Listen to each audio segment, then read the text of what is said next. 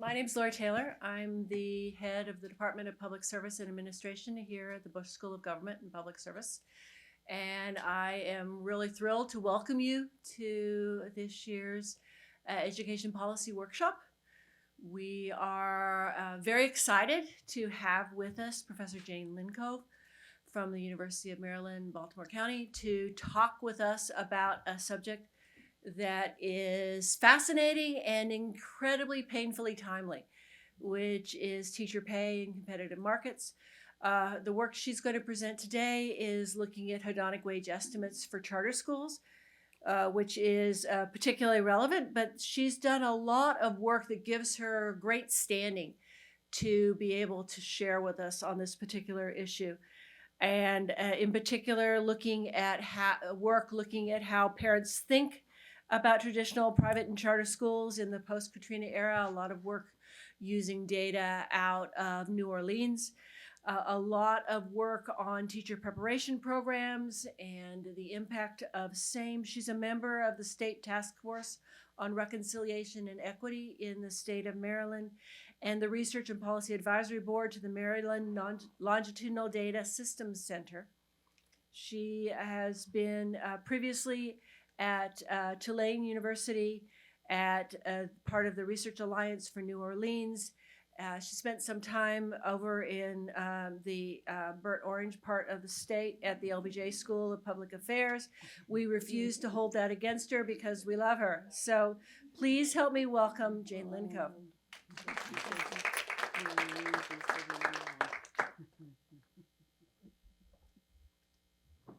All right, thank you, Lori, for the great introduction, and thank you to you all for inviting me to do this workshop today, and for everybody I've met with today. It's been a really fun day talking about your work, talking about my work, talking about education policy in a really vibrant education policy setting, so that's very exciting for me. I'm a professor in the School of Public Policy at the University of Maryland, Baltimore County, part of the Education Research Alliance for New Orleans, which is a research practitioner partnership at Tulane University, which is how we got to do this study. My co-authors are Catherine Strunk, who's now at University of Pennsylvania. We've been writing this paper so long that all of our affiliations have changed in the meantime. And Nate Barrett, who's affiliated with the econ department at Tulane. This is part of a larger research agenda to study the transition to a full charter school district in New Orleans. And the three of us together have focused on the effect of the changes to how teachers are employed and compensated as a result of the change to charter schools. This paper is like a long time coming. We wrote it with 1 year of data initially, and they were like, no, we need more data. And they were like, if we wait a couple more years, it'll be all charter schools. And so this is the paper from the transition to all charter schools. Okay, so the motivation for this particular paper is that the majority of school funds go to teacher compensation. This is the biggest single expense in public education, and teachers have also been found to be the most important input into the school production function. In the US and in many international settings, public school teachers are not hired, employed, compensated in a competitive market. They typically have long-term contracts. In the US context, this is usually a school district negotiated salary schedule in a collective bargaining agreement with the teachers union. In a developing country setting, there can be a national salary schedule. And what it means is that if we try to study teacher pay as evidence of how teachers are valued in the education production function, it's actually really problematic. Observed teacher pay is not going to reveal the actual labor market value of teachers or their attributes because the point of these salary schedules is that you're receiving similar pay for a similar job with similar qualifications. It doesn't matter where you get to college, you get paid the same, right? It doesn't matter if you're in a big school or a small school, you get paid the same. What you get are predictable salary increases based on your years of experience. What it also means for school productivity is that public school teacher pay, this 80% of funds that are used to compensate teachers, is probably not used as efficiently as it could be to attract teachers to hard to staff positions or to reward teachers' success, right? So it's actually very difficult to get a raise because you're a very good teacher. You're probably paid the same as the teacher across the hall from you who doesn't try so hard.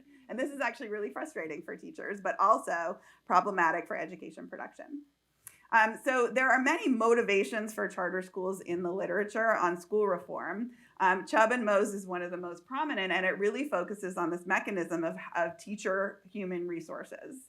And what they recommend is breaking this kind of monopoly that districts have over teacher hiring and breaking these long-term contracts with teachers unions, and letting schools develop and innovate compensation strategies that attract teachers to their particular hard to staff positions, that retain the teachers that they want to retain, and that they are allowed to let go of the teachers that they do not want to retain, many of which you cannot do in a district setting.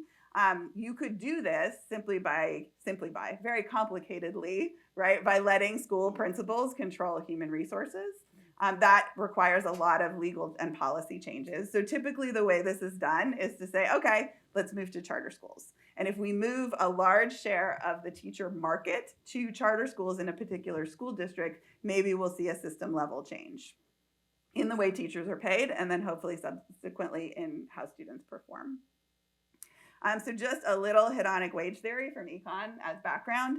So in a typical hedonic wage theory model, we think about employees trading off wages as monetary compensation and other job attributes, right? So you might be okay with getting paid less to live in a cool city.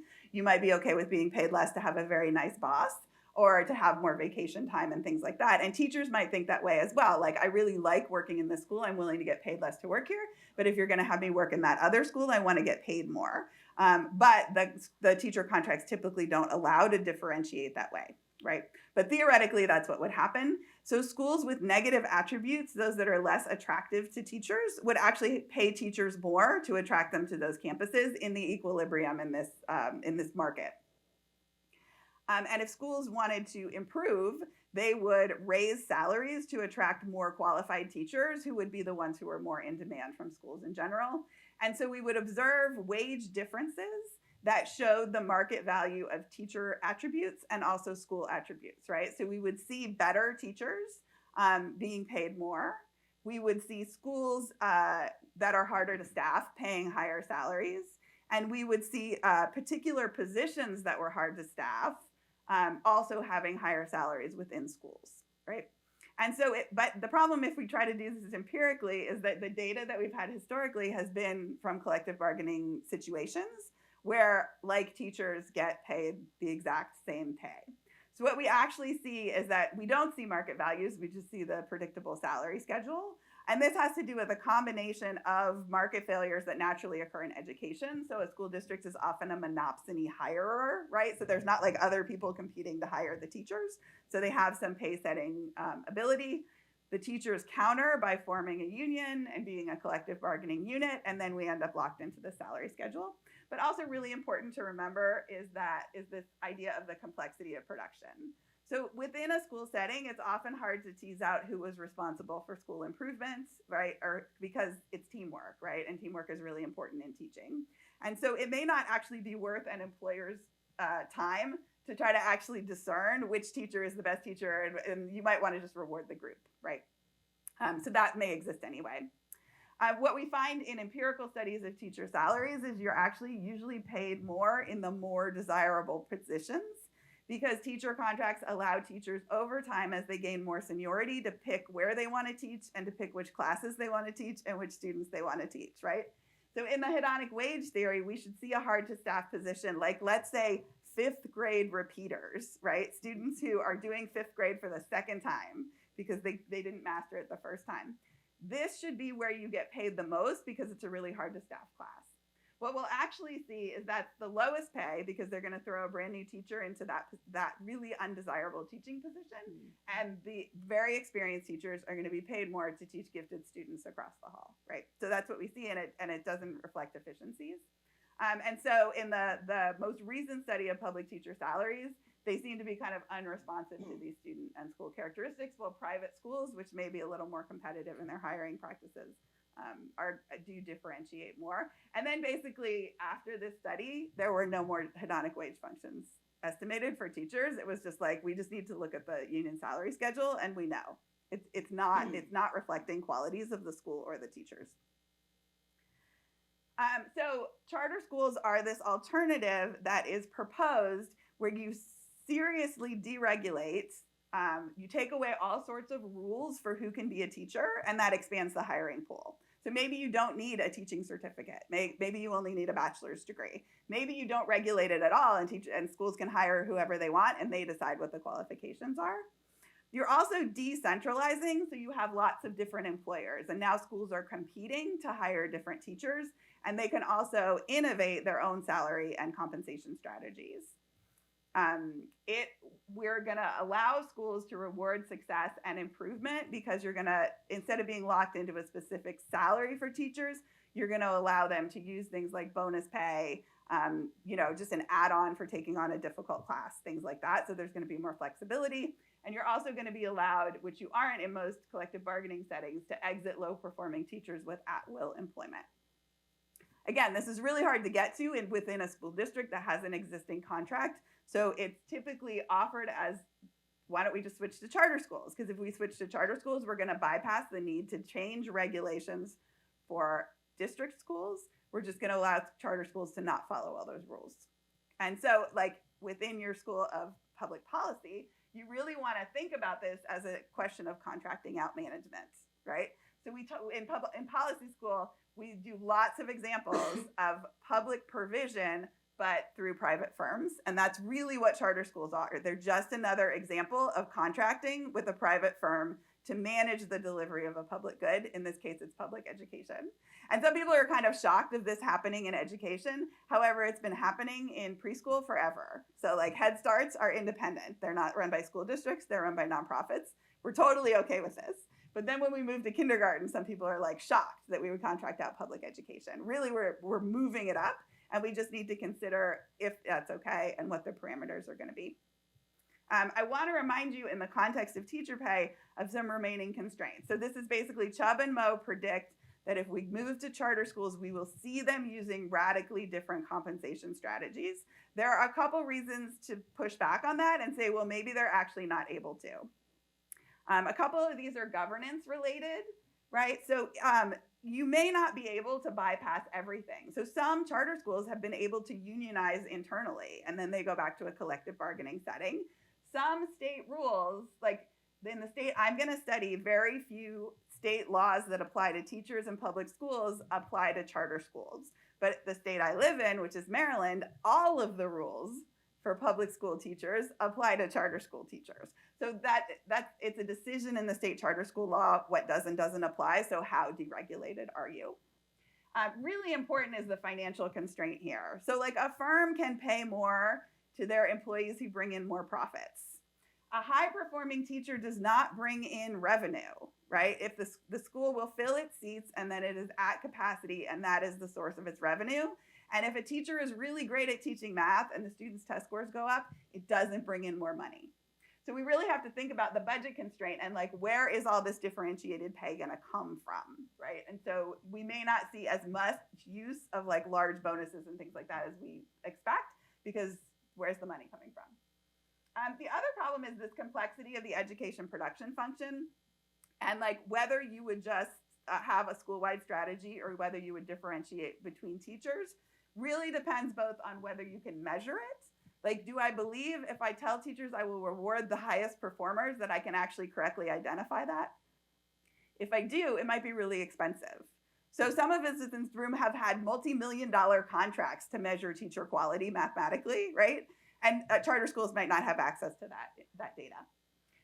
The other thing is that there actually is a potential like downside to differentiating pay within a school in that it creates a competition where you want teamwork, right? So if you find out that the other teacher is getting paid more than you, you may not be as good of a team player and you may not want to cooperate. And because so much of education production depends on teamwork and cooperation between teachers, it may just be a bad idea. We're not sure. There's not a lot of empirical evidence on that.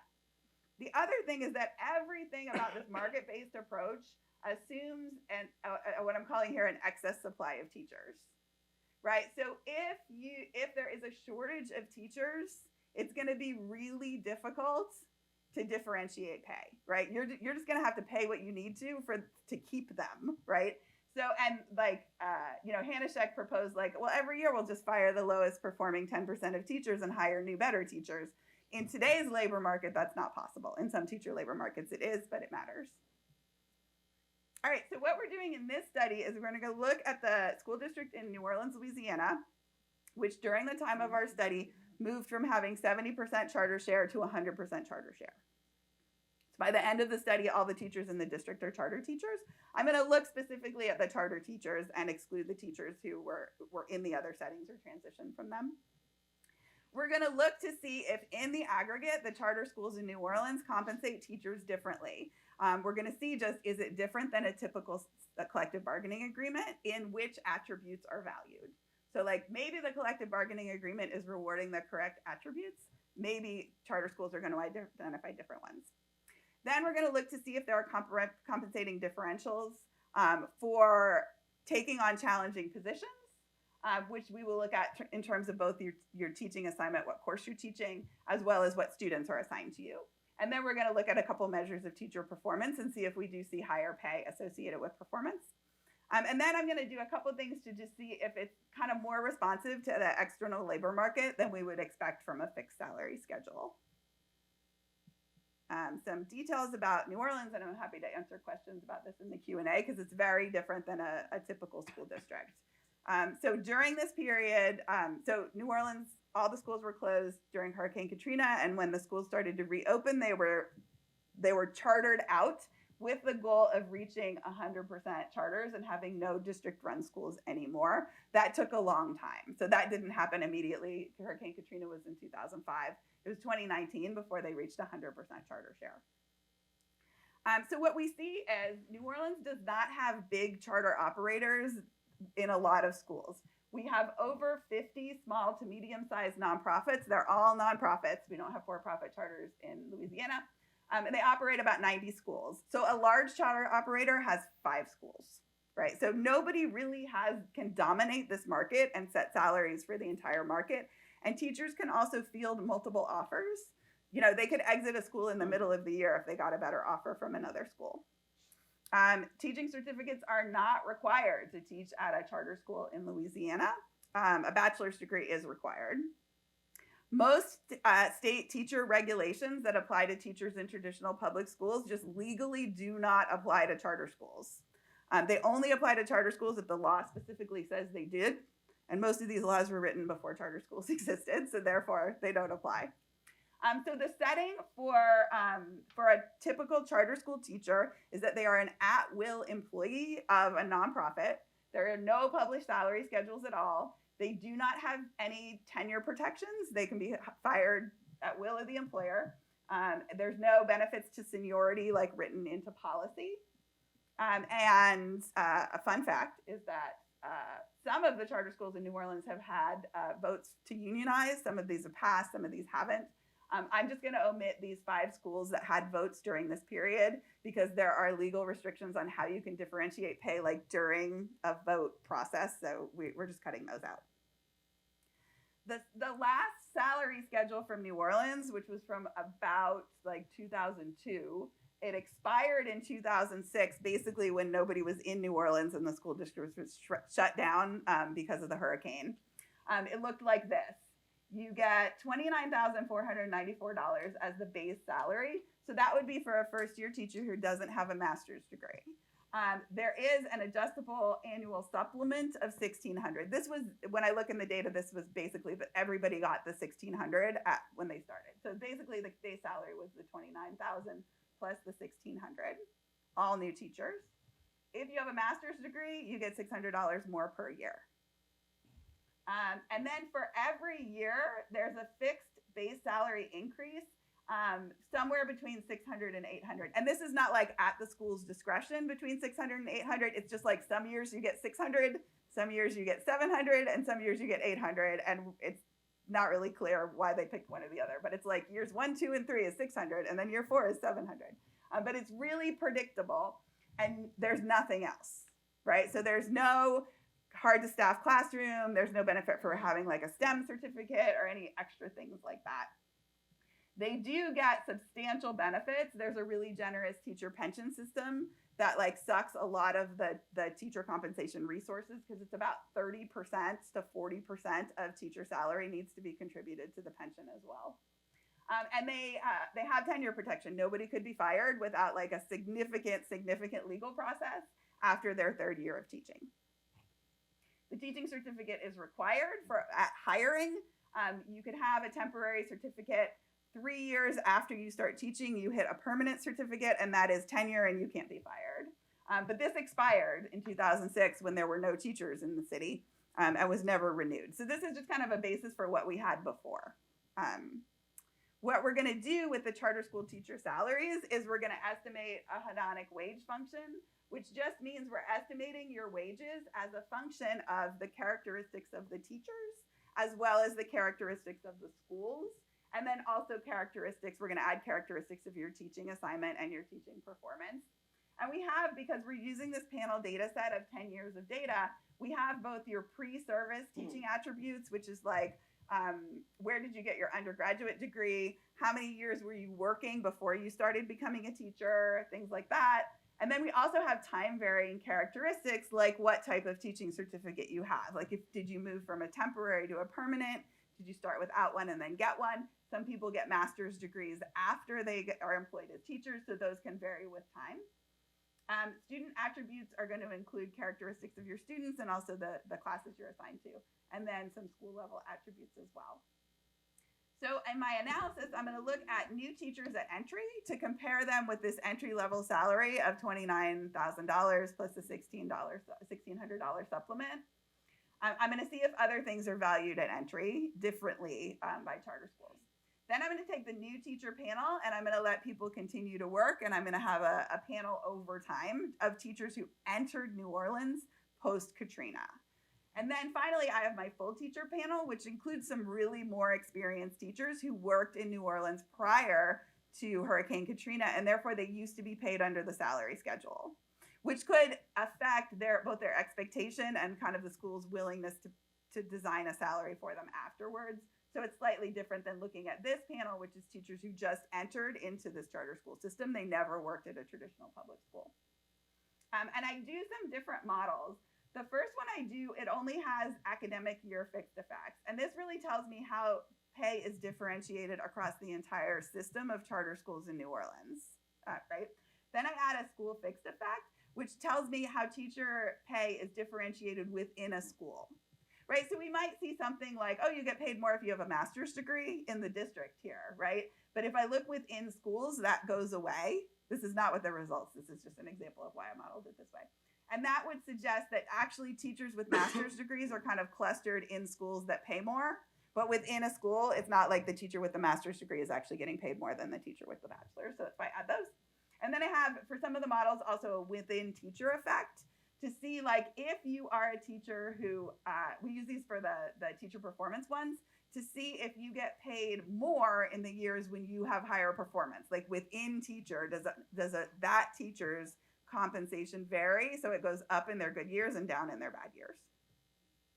I include year fixed effects because they're also rapidly changing labor market conditions in New Orleans. Like more kids are coming back to the city every year during this period. The city's growing. Like if you visited New Orleans in 2009 versus 2020, it just looks very different. There was a lot of economic development, a lot of restoring different neighborhoods in the city, and so it changed over time.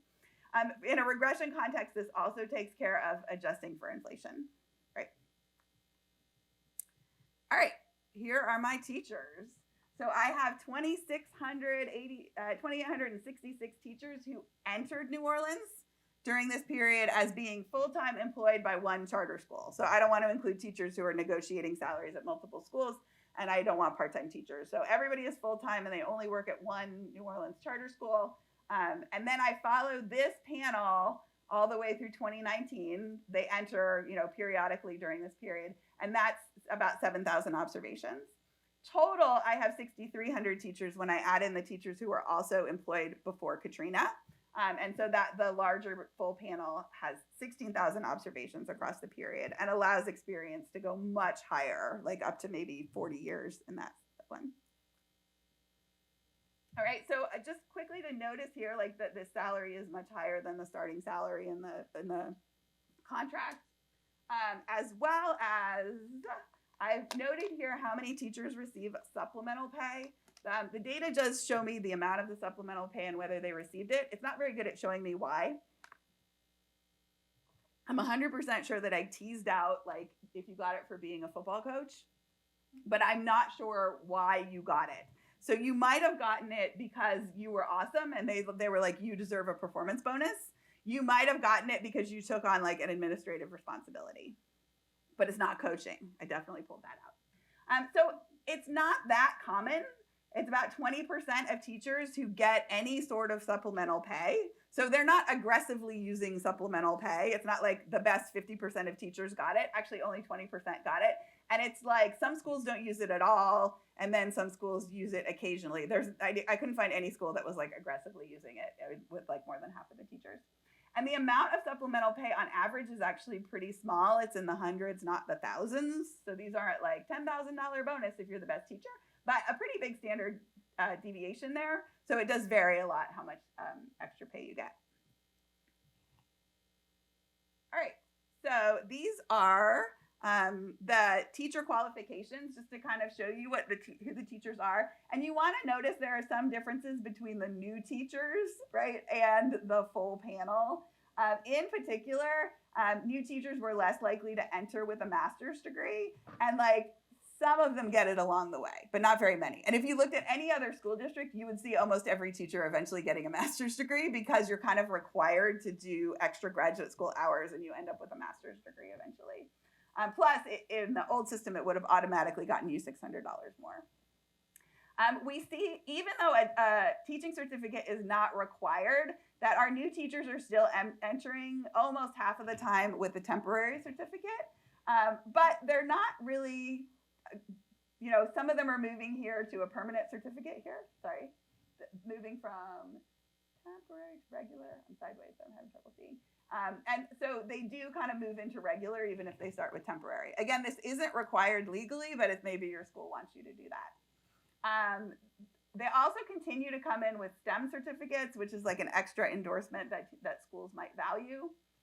Years of teaching experience in this panel, the full panel is much higher than here. You'll see it's only 1.4.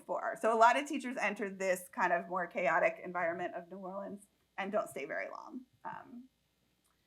Teach NOLA participant is the Teach for America version in New Orleans. So it's a combination of Teach for America, which recruits people straight out of college, and the New Teacher Project, which recruits people kind of mid-career. They do a really quick 6-week training over the summer, and then they put you in a New Orleans school. And some schools were recruiting most of their teachers this way during this period. What you want to know about Teach NOLA participants is that Teach NOLA charges schools $1,500 per teacher to get a Teach NOLA teacher. So it was basically like, you don't need an HR process. Teach NOLA is just going to give you all your teachers every year, but you owe us $1,500 in like a finder's fee. And so some schools use that as their recruiting strategy. What changed really rapidly was this. So Teach NOLA is going up, like, right? TFA is bringing in teachers. The percent that were local college graduates went from more than a quarter down to only 10%. So we're recruiting more teachers from out of state and fewer from in New Orleans. I don't know why I don't have it on here, but also going along with this, having fewer locally grown teachers, also it was more white teachers and fewer Black teachers. Also, you want to notice here that the typical teacher was actually 5 years post-college at entry, and that's actually going to be important. We don't know what they were doing between getting their bachelor's degree and becoming a teacher, but some of them may have relevant experience. This is their first year teaching in a public school in New Orleans, but they may have been doing something else that may be valued by the charter school. Okay, so these are my results for teacher attributes. What I'm doing is, these are all regression coefficients, but like turned into reasonable numbers. So I put the base salary up here. That's the average within the panel. And then these in bold are statistically significant differential pay for these attributes. So the base salary on average for a new teacher who was entering without a master's degree and was straight out of college was about $43,000. If they had a master's degree, $1,350 more, right? So it was $600 under the previous teacher contract. And we actually have a lot of research that shows that master's degree doesn't really affect teacher productivity, but the charter schools are still valuing it. Now, I don't know what the master's degree is in. It's probably not in education, right? So maybe they're hiring science teachers who have a master's degree in science, and that's what they're valuing, but they actually value it more than the previous contract, and that's true in the panel as well. So then with a STEM endorsement, your pay goes up by another $738 at entry and also in the panel. If you have a temporary teaching certificate, it goes down by an average of $750, right? And that the new teacher panel is like these teachers over time, that stays with you, right? Having a temporary teaching certificate actually means you get paid less. Is it because they're waiting for you to get a full teaching certificate? It is not. You are still paid significantly less if you have a teaching certificate than if you don't. This is the biggest one. If you were trained, right, so you have a temporary teaching certificate and you were trained by TFA, which is Teach NOLA, and they charged your school $1,500, it comes straight out of your salary. And it doesn't just come out of your first year salary, it continues over time. Right, so, and these have school fixed effects here. In this column is the school fixed effects. So within a school, two teachers who are otherwise identical, the one who went through Teach NOLA gets paid $1,300 less than the one who didn't. Right, so they're putting this cost back on the teachers, which makes sense in year one maybe, but they get to continue it across time because it's really hard to ask for a $1,500 a year raise. Another thing that's really interesting, which is not a part of the collective bargaining agreement, the collective bargaining agreement pays all first-year teachers the same, even if you are mid-career, maybe you've done something else for 20 years. Like you could have run your own like family daycare and had lots of child development experience for 20 years, and the first year you become a pre-K teacher, you get paid exactly the same as the person right out of college. But the charter schools are actually paying more for every year out of college. So we have this kind of evidence that they look at your whole resume in a way that the salary schedule doesn't. Down here, this is also really important, that one of the benefits of salary schedules is that like teachers demographically receive like pay. And prior to teacher collective bargaining, female teachers and Black teachers were paid substantially less than white male teachers, right? So there's a cool hedonic wage study from the 1960s that has this like, you know, white men, white women, Black men, Black women, like completely different salaries. That goes away under collective bargaining, but it comes back a little bit in this decentralized setting. And this over here is the within school with the school fixed effect. So Black teachers are paid about $250 less. It's a tiny little coefficient, but it's something that we care deeply about in New Orleans. So we've dug into it a little more. And what it looks like is that it is related to perceptions of college quality, and that they are the white teachers who come from out-of-state universities are being paid more than Black teachers who go to Louisiana HBCUs. So I have an R&R on this where I'm going to dig into it even more, but like the hypothesis is that it is primarily based on a perception of your undergrad college quality, which is in Louisiana associated with race frequently. But I need to tease that out a little more before you quote me on that. All right, moving on to the differences by teaching assignments. So I'm dividing this up into K-8 and high school because there's different types of courses in the two.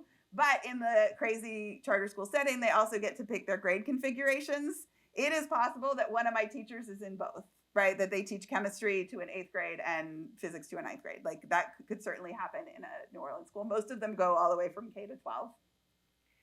Okay, so what we looked at was, do you teach a tested subject, which involves really high stakes accountability for a charter school because they can actually just have their contract canceled if they don't meet their growth goals.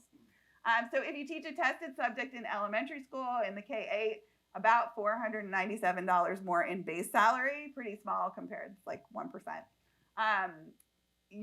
It does not really, this is statistically significant, but it's only a 1 percentage point increase in your likelihood of getting a supplement. So it's not like they're always directing supplements towards teaching a tested course. But if you do get a supplement, it's about $300 higher. But it's like, it doesn't really look like the offering of supplement is based on that. Meanwhile, over in high school, teaching a tested subject, which has to do with the high school exit exam, doesn't get you a significant amount of more pay. This is actually lower, but the ones that aren't bolded aren't statistically significant. What we checked if you taught a CTE course, and there's really no statistically significant effects there. But if you teach an AP course in high school, you get $600 more. and a 5.5 percentage point increase in your likelihood of getting a salary supplement, which would be $600. So that could get you $1,100 more for the AP course. All right, this is teaching assignments based on your students' demographics and performance. So we look at the percent of students you have with IEPs in your classroom, the percentage of students you have who are on free and reduced lunch, and the percentage of your students who were previously below proficient. What I use is like you were below proficient on the last math test that you took, the state math exam. So it's not the year the teacher's teaching, it's the year before. So if you're teaching 4th grade, this is the percentage of your students who weren't proficient in 3rd grade. Right, so any of these in the efficiency model should trigger a higher salary. What we see is that you do, and so what I'm modeling here is what if you had 20 percentage points more of special education students than a similar teacher, right? So that would mean like maybe 10% of their students are SPED, but 30% of your students are SPED. That would be associated with only $280 more, but a lot more work because that's a lot of IEPs to manage. In the K-8 panel and more in the high school panel. However, when I add school fixed effects there's no benefit to teaching a class with more SPED students within a school. So this has to do with the fact that SPED students actually, because we have school choice, sort into specific schools. Those schools tend to have higher salaries. If you have additional low-income students, again, at the school level, it's associated with higher pay, but within a school, it's actually lower pay, right? So the teacher within a school who has more low-income students receives lower pay. And also, I'm controlling for experience and stuff like that, so in all of these. And then for students below proficient, it's just always negative, both across the district and within a school. It also is in high school, but not significant. But again, like these are small. This is not what Chubb and Mo expected about like aggressively using pay in order to incentivize teachers. And it often goes in the wrong direction. This is for teacher performance. And I use 2 different measures of teacher performance. One is if your students increased in proficiency. And these are really big improvements in proficiency. So this is an increase of 20 percentage points. So this is where last year, 50% of these kids were proficient. In my class, 70% of the kids were proficient. So that's a really large gain that is atypical. It results in an increase of $96 in the panel. Adding a school fixed effect, still $96. So probably not aggressively using it. If you increase, this is a teacher value added measure that we derived. And so it's based on standard deviations of teacher value added. So the average teacher is a 0 and the standard deviation is a 1. So half a standard deviation is an enormous difference in teacher value added. And that gets you $881 in extra pay across the district, also more within your school. This is your probability of receiving supplemental pay, and it really doesn't go up very much if you have higher performance. And these are like giant performance gains where if you were only giving bonuses to like 2 teachers, these would be the teachers who got it. And again, like it increases your salary a little bit. It looks like if there are salary gains, they're more associated with the value-added type of contribution than just the proficiency one, but not big enough or given off enough, certainly over here in the bonuses, to suggest that they are using this district-wide. All right, so and our final question was to look at the kind of whether or not it's more responsive to labor market conditions. So right now, this is the salary schedule for a teacher who has no master's degree. They do get that $1,600 bonus, $1,600 salary enhancement or whatever. And then every year they just get $700 more. That's what this would look like. What we see is your salary grows a lot faster. It starts a lot higher, and it grows a lot faster in the charter school setting. And it kind of has this quadratic shape where they're front-loading larger salary increases. So I can't see my notes in this. Oh, I can see my notes there. It's about $1,800 on average in your first couple of years, and then that kind of tapers off. And so this is the entry panel with school fixed effects. So like within the school over time, your new teachers are paid more every year until it goes up more than it would if you had just had experience here. And then the best one is the full teacher panel line, because the problem with the new teacher panel is that I do have 10 years of data, but very few teachers entered in the first year and persisted to the last year. So that I'm just projecting, like forecasting out here for those. And then it looks like it doesn't quite taper off as much, and that you can actually have like a bigger gain in salary over time than you would under the salary schedule. One thing to keep in mind about all wage estimates is like all wage estimates are contingent on being employed, right? So there were teachers who got fired, right? And we don't observe like what they would have gotten paid had they not gotten fired. So this is how it grows, assuming that your employer wants to welcome you back, which is different than down here when your employer had no choice but to welcome you back. So we do see it being a little more responsive to what prior studies show is the learning curve in teaching, which is that the first 4 or 5 years are really hard, right? And we see steeper wage gains in those years, and then it tapers off after. All right, so this is my best evidence that they are responding to the external labor market. This is just the mean entry salary for an identical teacher. They're straight out of college. They don't have a master's degree across years in here. And I even go back a little farther here to when I don't have student data so that you can see this farther. You can see them like, it's kind of erratic, right? So in the salary schedule, which may last like 10 years, this would be perfectly flat, right? Until you negotiate a new salary and then it like jumps up, right? Because the salary schedule didn't even include changes for cost of living. So you see them like more kids are coming back to New Orleans here. And so we have to pay more, right? This is where we had a big population gain. More kids are coming to New Orleans here. There are more schools opening. We need to pay teachers more. And then it starts to flatten out. Like, does anybody remember what happened in, not 2013, what happened in 2008, right, is a financial crisis. So there's way fewer babies born here immediately after the financial crisis. So schools all across the country saw a decline in kindergarten enrollment in 2013, right? And in New Orleans, they paid millions of dollars for somebody to forecast enrollment, and they did not forecast this, even though the rest of us were like, right, because there weren't babies this year, so they're not going to be kindergartners 5 years later. They didn't predict it, and a lot of teachers actually got laid off the first week of school because they had so few kindergartners show up across the district that they were like, we hired too many teachers. And you see the entry salary drop and then kind of go up a little bit. But this actually reflects the number of kindergartners in the city that like takes the same arc, which suggests that they are kind of saying like, what do I need in order to get people to work at a school? All right, so before we take questions, just going to conclude with some of my observations about some of these results, particularly in the NOLA context. So it does look like the charter schools value different attributes than that are rewarded by a typical collective bargaining agreement. In particularly, if they value teaching experience more than teacher training, right? So they value master's degrees, they value where you went to college, but they do not value the specific type of teacher training that was offered by a teacher certification program. Now, important to this context is when New Orleans first switched to charter schools, the ed schools were not happy. They weren't like school choice oriented ed schools, right? I don't know if you've ever encountered an ed school. Many of them don't like school choice, right? So they like traditional public schools. And so some of them were like, we're not training teachers to teach in those schools. Some of them would discourage their graduates from going to teach in the schools. So part of this not valuing teacher certification may be that they don't believe it was aligned with their philosophy and they would rather do internal training. But it also may be kind of temporary to the period I'm studying.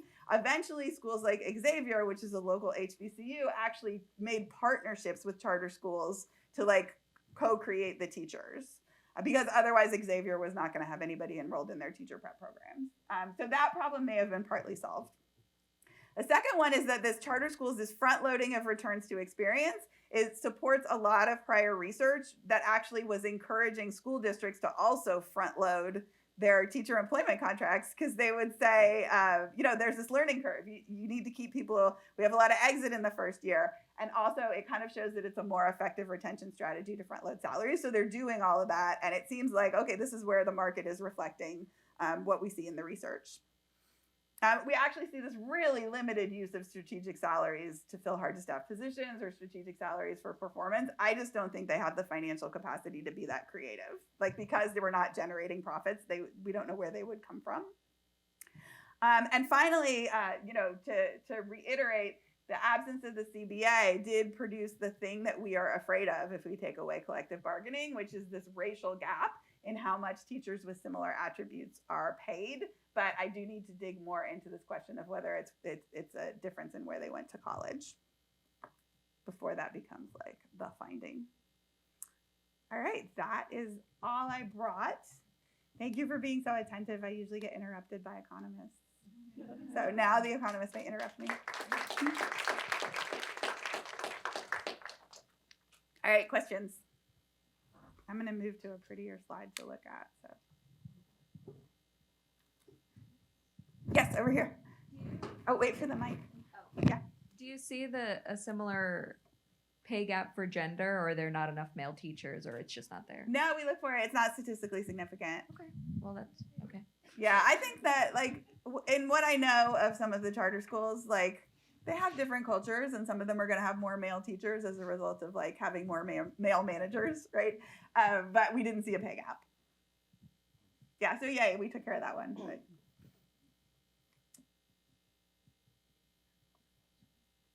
Other questions? Thanks for your presentation.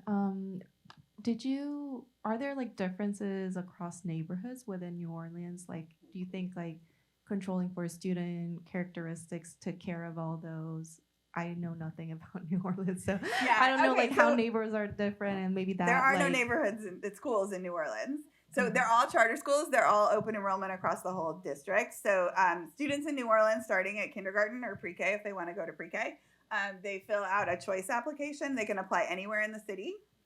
And every charter school is required to provide transportation for every student. But So there are certainly barriers in like, how much time do I want to spend on a bus? Yeah, but for teachers, like if they have to travel further away to So it's 20 minutes from one side of the city to the other. Yeah, okay, so then never mind. we have studies of the school bus, and the school bus takes an hour and a half, but that's because it's like meandering all over the place. Yeah, it's not a big enough system that is. So that's not a problem for teachers. That is a huge. Yeah, I mean, there are some neighborhoods where teachers might worry about safety and crime and things like that. That would affect it. We didn't have a measure of it. I tried to find crime statistics, and the way that they are reported is like only graphically. Like if there's a drug crime, they just put a needle on a corner on a map, and I was like, I have no idea how to use this as actual data. The other crazy thing is that the schools moved a lot. So most of the school buildings were damaged enough that FEMA either tore them down and built a new building, or they were renovated. That process, like turning everything to a charter school, also took a long time. That took even longer than all the charter schools, all the schools becoming charters. And so a school might exist in one building, temporarily move to another building, and then move back into their original building when it was new and pretty. So we would love to do a study of like whether that new and pretty like affected things like whether a teacher wanted to work there. Like infrastructure. Yeah, some of them are so beautiful because these are like 250-year-old school buildings with like floor to ceiling windows, like high ceiling. They're gorgeous. Like they look like school in the movies. Like so beautiful, but also like they don't have potable water, or like they have no outdoor play space, or like however the damage left them. Once they are renovated, they are like beautiful, and they have potable water. So yeah, there's definitely a difference in the work environment once you get in a new building, and there's definitely a study to be done on like whether that affected both students and teachers. Yeah. I was wondering. Oh, wait for the mic. Where's Mike? Otherwise, I have to repeat the question.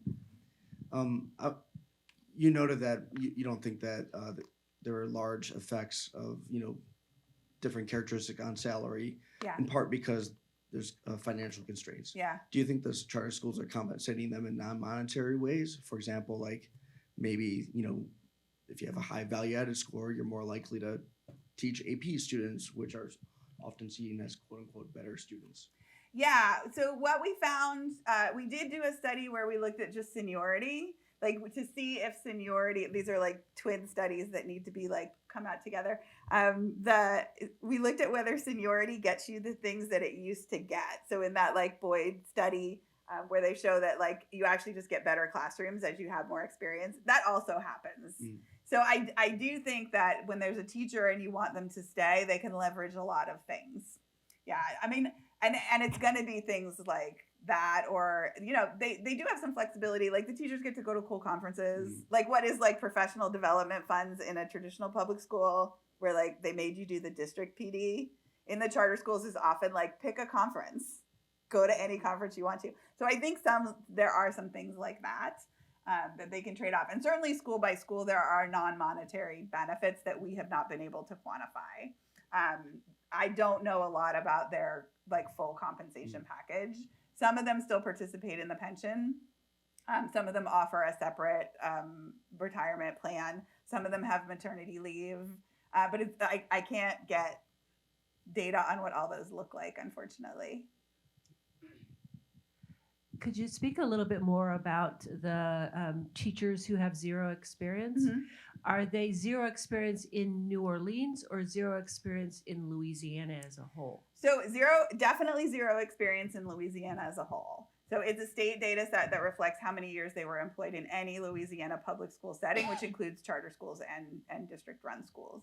It's possible they taught in another state, but when you enter, there is a process to like put that number in the right place. So if you taught for 5 years in Alabama and moved to Louisiana, you should have a 5, but like you might have a 4. Like it's like kind of negotiated when you enter so that you end up at the right salary band. So the teachers that I'm calling brand new entrants should be their first year teaching in a public school. It's definitely their first year in Louisiana. It should be their first year, period. But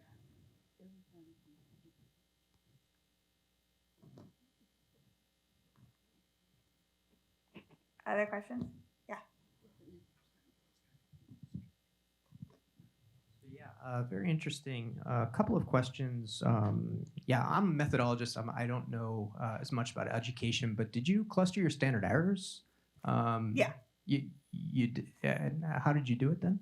Just by school? So it depends on the model. So in the Okay. model with school fixed effects, they're clustered at the school level. Oh, okay. Thank you. That was one question. And then just because you have like 100% charter schools, could you maybe talk more about the external validity, if there is any in this study?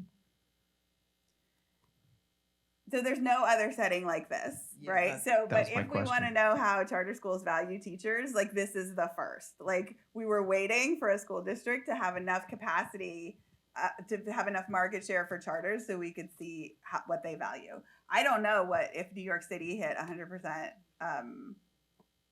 charter share, if they would value the same things that Louisiana values.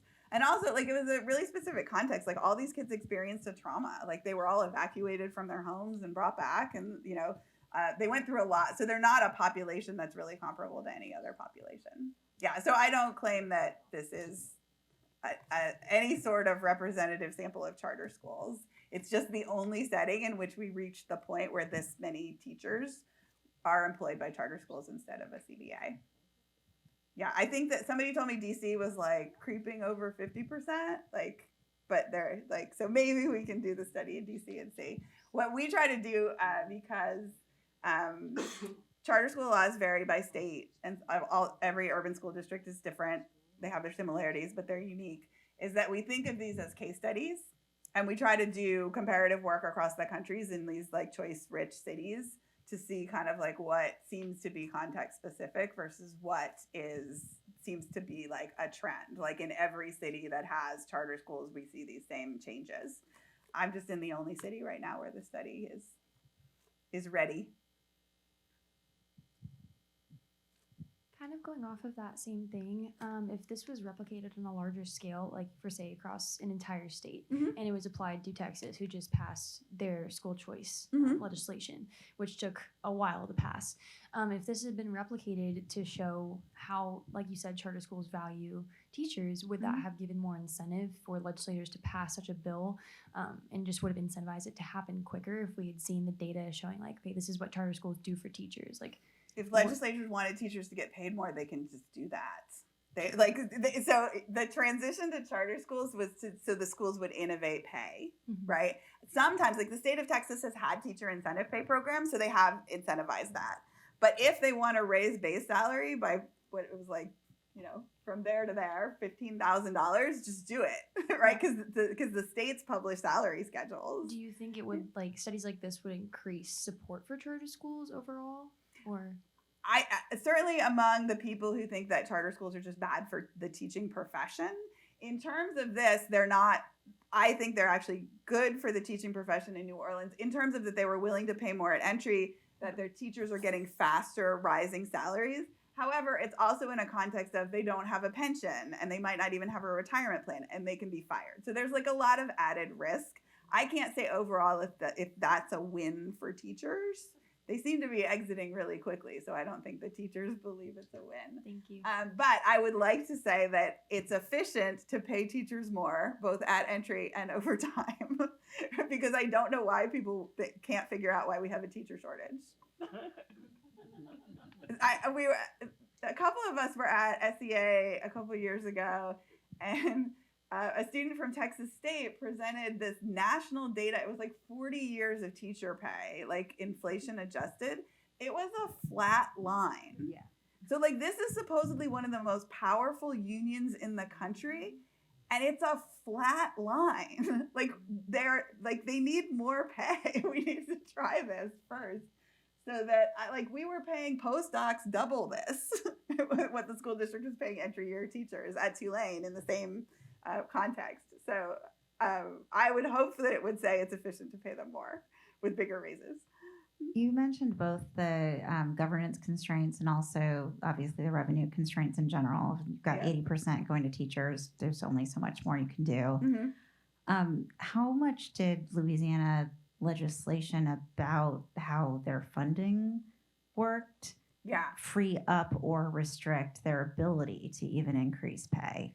Yeah, so in a couple ways. So they have full control over the same per pupil funding as a traditional public school. The New Orleans setting is a little bit unique because often, I know in Texas, the problem is infrastructure, right? Like you get the per pupil, but you get nothing. The New Orleans public schools, because they were transitioning and contracting, actually got a building. So every school has a building that's owned by the district. And then they have flexibility and like they can call their own plumber and stuff like that with their budget. A couple things they are required to do. The transportation takes a big chunk of the budget. Like you're just busing kids all over wherever because you have to. We do have some studies about the finance, and I'm trying to remember back to what the meaningful findings there are. They find like minor efficiency gains in the finance, but not a lot because it does change things in a way where some things cost more because you've lost economies of scale, and other things cost less because you can use private contractors. Okay, so if you're paying teachers more and your budget isn't much bigger, then you must be letting the quantity-quality trade-off hit and the class sizes are larger. Is that true? Yeah, probably. Yeah, and you're not paying into the pension.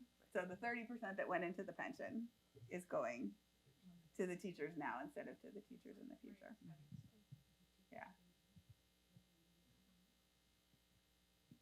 Yeah, some of them still participate in the pension, but those are the ones that unionize. So I can't like tease that out because those 5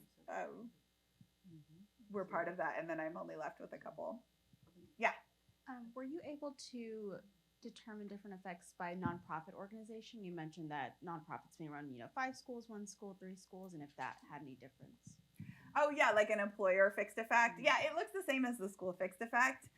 There's most of the schools are a single school, like an operator only has 1 school. There's a couple like KIPP that has like 5.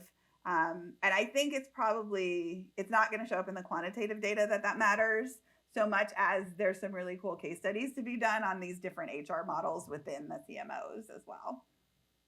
Have you considered like comparing systems like KIPP that are here in Louisiana, just those schools, as to see if within those organizations, if they have some similar effects? Like, are KIPP schools paying more for performance per se? Oh, like are KIPP schools in Louisiana paying more than KIPP Or schools like, in- are KIPP schools in Texas and KIPP schools in Louisiana paying more for performance? Are they paying more for AP class? Are they more likely to be paid more for AP classes? Yeah. I think that's like to dig into the case study and be like what does KIPP differentiate on? Like what I see in the bigger CMOs is like a very different model where it's difficult to see how they value experience because they never get it. They pay a lot of administrators a lot more than teachers. So they have a lot of assistant principals and they get paid substantially more than teachers. And then their teachers never work for more than 3 years. Like they're only getting TFA teachers and struggling them through. So it looks very different. And that's why I think it would be kind of a cool case study. I should remind you that KIPP New Orleans does not want to be compared to KIPP Houston. I know there's like national and they go to the same training, but they, like there's a KIPP New Orleans school that's an arts focused school. So it was very different than like the no excuses model that KIPP was using other places. Nobody in New Orleans wanted that model. Like there were some no excuses schools, but they all kind of shifted over because it's just a really huggy city. Like they don't like, it's not a city where people fall in line and march in a row. Like you have like a parade. So yeah, it's not. I lived on the same street as the KIPP High School, and their marching band actually went around my block over and over and over again all afternoon. It was fun. Oh, cool. Yeah.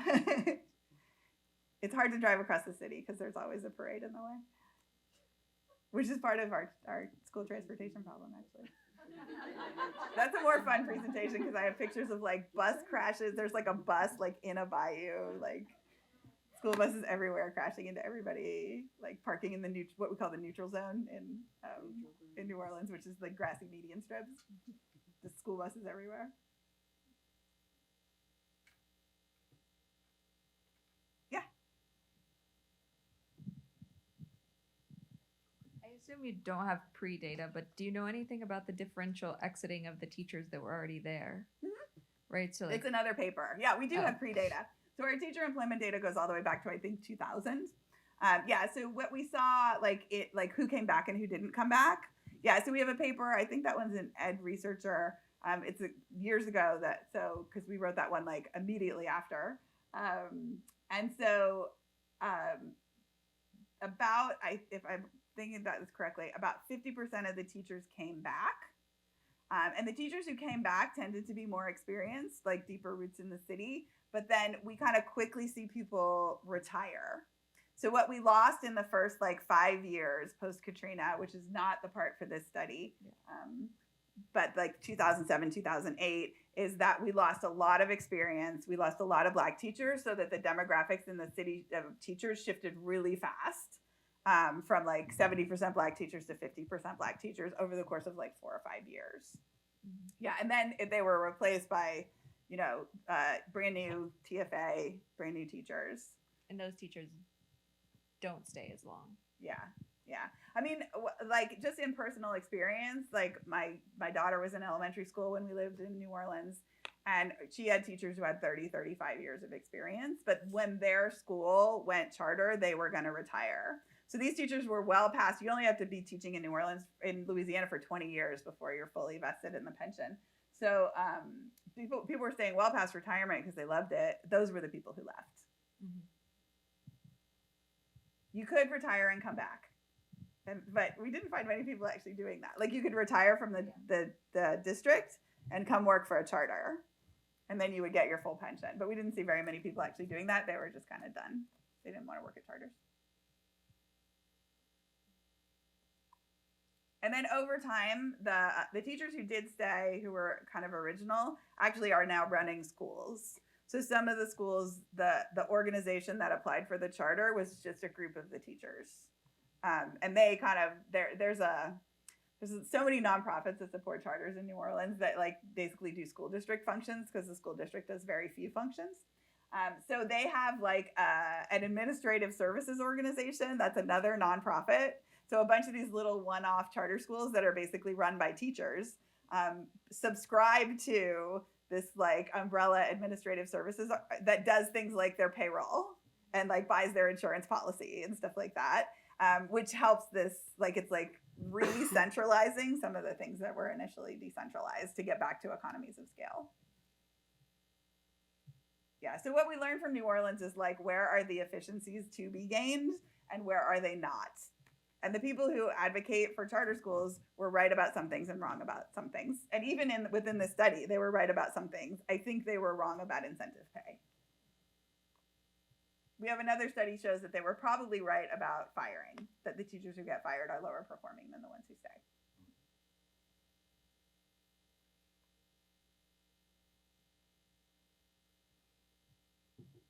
Thank you, everybody. Please join me in